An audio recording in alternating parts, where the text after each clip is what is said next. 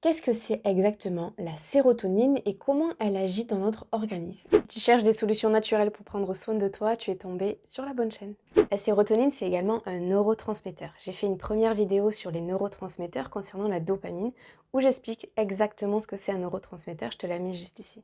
La sérotonine est impliquée dans la gestion des humeurs et surtout à notre état de bonne humeur. Elle ne gère pas que ça, elle gère plein d'autres paramètres, notamment l'alternance entre veille et sommeil, notre appétit, notre libido, la température de notre corps, la perception de la douleur et notre état de vigilance. Elle a un réel impact sur nos émotions, dû en fait aux récepteurs qui sont situés dans une zone bien précise de notre cerveau qui est en lien direct avec l'émotionnel. Quand il y a une carence en sérotonine, c'est un petit peu la dépression. Déjà d'une, on est de mauvaise humeur, on a des sautes d'humeur, on a envie de rester isolé, on a envie qu'on nous foute la paix, on ressent de l'angoisse, de la panique, du stress. La carence en sérotonine peut vraiment s'expliquer de différentes façons et la première, ça peut être dû au stress. Le but de notre corps est de toujours nous garder dans le juste équilibre, que notre corps soit en homéostasie, au maximum de ses capacités. En état de stress, qu'est-ce que va faire notre corps et notre cerveau? Il va aller chercher quelque chose à apaiser ce stress,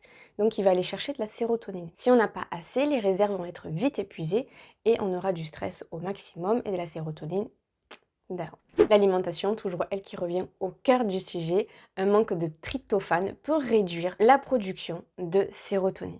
Les tryptophanes, ils se trouvent dans les noix, dans les poissons, dans les œufs et aussi dans les nutriments en vitamine B6. Elle est très importante parce que s'il n'y a pas de vitamine B6, le tryptophane ne sera pas transformé en sérotonine. Le magnésium aussi est un très bon allié pour soulager un petit peu le système nerveux et éviter que le stress prenne trop le dessus. Un sommeil perturbé, et là, c'est un cercle vicieux qui s'installe. Si le sommeil est de mauvaise qualité, ça entraîne une chute de la production de sérotonine qui, à son tour, engendre une réduction de la mélatonine, qui est l'hormone du sommeil, et de là, c'est un cercle vraiment vicieux qui s'installe. Il est vraiment très rare d'être surchargé en sérotonine. Si c'est le cas, c'est sûrement dû à des médicaments qui sont là pour lutter contre la dépression. Pour rebooster la production naturellement de sérotonine, il y a plusieurs pistes qui s'offrent à nous. Et on peut se tourner déjà vers tout ce qui est lacto-fermenté type kéfir, c'est une très bonne solution. Le magnésium qui est toujours là, il va juste en fait aider à ce que les messages d'influx nerveux se fassent beaucoup plus facilement. On peut se supplémenter, mais on en trouve un petit peu partout du magnésium. On peut en trouver dans les amandes, on peut en trouver dans du chocolat noir,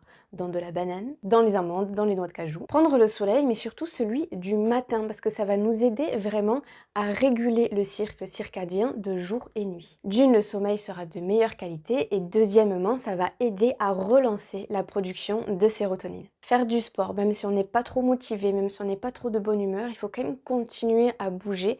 Même si l'effort est moins intense, c'est pas grave. L'essentiel est de garder son corps en mouvement. Ça va aider à relancer et à reproduire de la sérotonine. Et dernier point, gérer son stress. Il y a plein de solutions aujourd'hui pour gérer son stress, notamment déjà d'une, la respiration.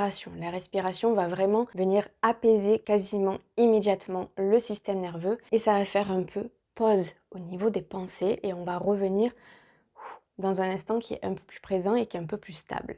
Il y a les fleurs de bac aussi qui peuvent nous aider à traverser une période un petit peu délicate ou si tu sens que tes idées elles sont pas très faux-folles, que tes pensées sont pas très positives, tu peux t'aider de safran qui est vraiment quelque chose de très naturel. Il n'y a pas plus naturel que le safran pour rebooster un petit peu tout ça et avoir des idées et une forme un peu plus positive. Je pense que tu y vois plus clair sur la sérotonine. Si tu as des questions, n'hésite pas en commentaire sur mon compte Instagram qui est juste là. Sur ce, je te dis à la prochaine. Ciao!